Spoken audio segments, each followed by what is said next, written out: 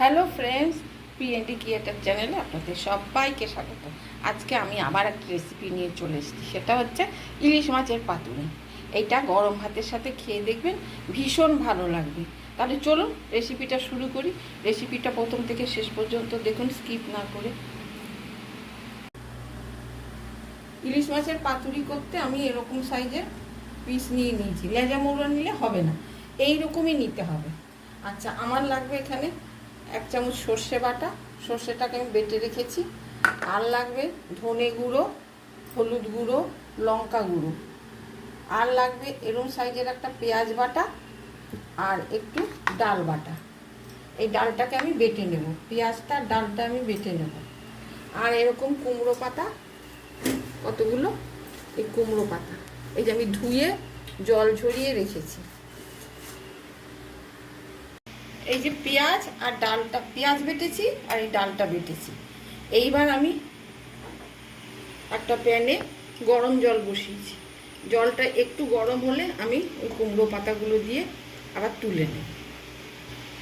এই যে জলটা একটু গরম হয়েছে, আমি এই কুমড়ো পাতাগুলো এখন এর মধ্যে দিয়ে একটু রেখে 2 মিনিট তারপরে তুলে নেব।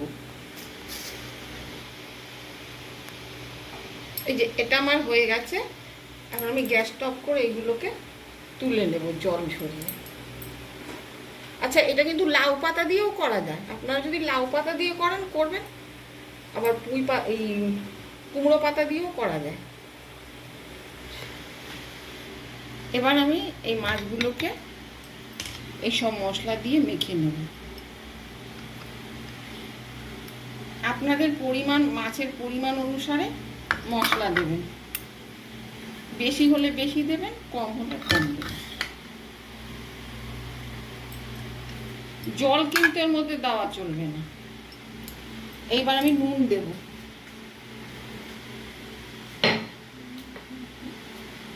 পরিমাণ মতো লবণ দিলাম।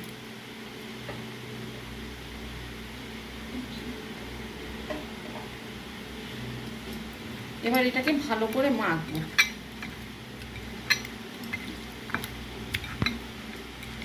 আমি সবসময় লাউ পাতা কুমড়ো পাতা দিয়ে পাতুরি করি, কেন কলা পাতা দিয়ে পাতুরি করলে ভালো লাগে না। আমার কাছে ভালো লাগে না, অনেকের কাছে হয়তো লাগতে পারে, তারা কলা পাতা দিয়েও করতে পারে। লাউ পাতা, কুমড়ো পাতা, কলা পাতা, যেটা খুশি। তবে লাউ কুমড়ো পাতা দিলে কি হয়, একসাথে খাওয়া হয়ে যায়। এইবারে আমি এর মধ্যে দেবো একটু সর্ষের তেল। এই 1 চামচের মতো সর্ষের তেল দিয়েছি। এটাকে আবার মাখবো ভালো করে। এইবারে এই পাতাগুলো নিয়ে এর মধ্যে 1 পিস করে মাছ রেখে একটু মশলা দিয়ে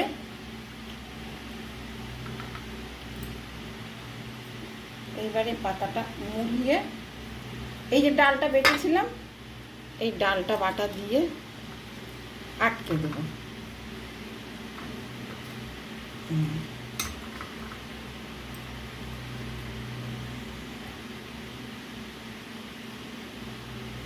এই যে এরকমভাবে আটকে দেব। আমি এখন কড়াই, ফ্রাই প্যানে অল্প সর্ষের তেল দিয়েছি। এটা সর্ষে সাদা উভয় তেল দিয়েই করতে পারেন, তবে ইলিশ মাছ তো আমি সর্ষের তেলই দিয়েছি। এইবার যেই দিকটা মুড়েছি সেই দিকটা নিচের দিকে করে ছাড়ব।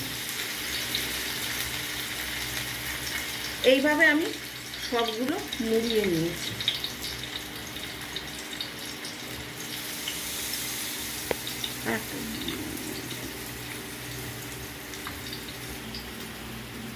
এই যে এইরকম করে করতে হবে।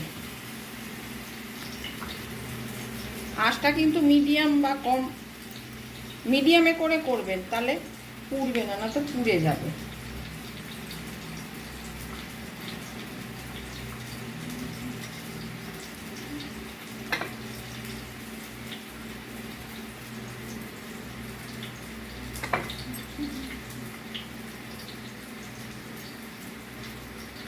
এই যে এইরকম করে নিচের দিকটা এরকম করে ছেড়ে দিতে হবে।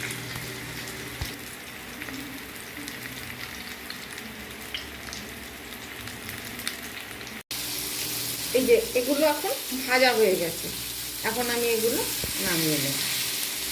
এরকম মিডিয়াম আঁচে করে, এবং ইলিশ মাছ তো বেশি না ভাজলেও চলে, ভাপেও হয়।